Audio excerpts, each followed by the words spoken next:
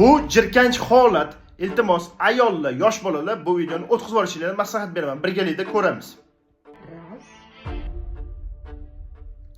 Ko'rdinglar bu videoni? To'liq videoni bu yerga qo'ysam bloklab qo'ydi Instagram tarmog'i.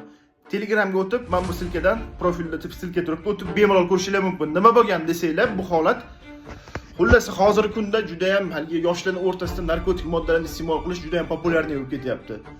Bu holatni ko'rsanglar, jirkanib ketasizlar Telegramda. Bu yerga qo'ysam bir bloklab qo'yadi meni Instagramimni.